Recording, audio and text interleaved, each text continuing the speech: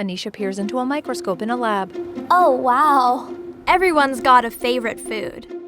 For the North Atlantic right whale, it's tiny zooplankton called copepods. And because the Bay of Fundy has tons of copepods, this is a really popular spot for whales. Or at least it used to be. A boat. Starting in 2010, things changed. We didn't see very many right whales, and the ones that we did see, we'd see them once, and they'd be gone again. We wouldn't see them the rest of the summer. And last year, we only saw 8. And contrast that with the latter part of the 1990s, when we saw over 200 right whales in a field season.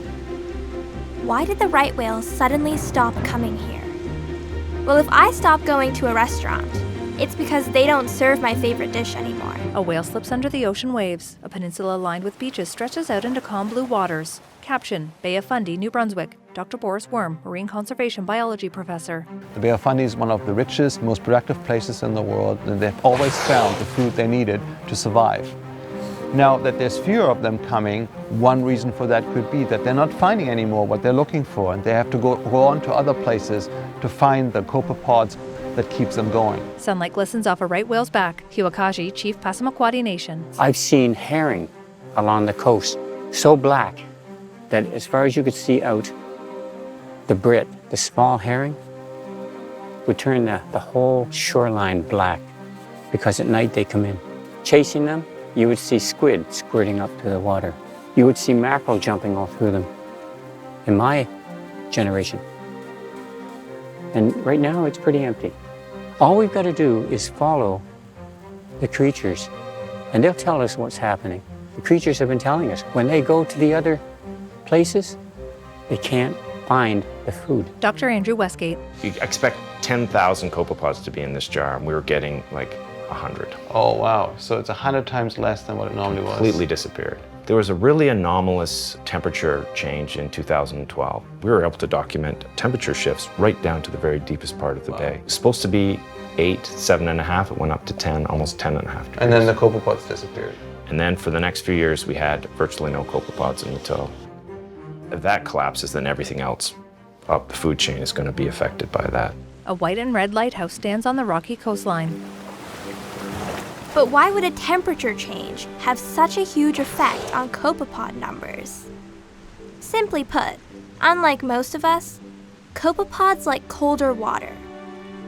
But it's a little more complicated than that. A graph measures phytoplankton over time. What can happen in the marine environment? In a good year, the phytoplankton blooms just at the right time, to the right amount, and the zooplankton is ready to feed on them, and that's called a match.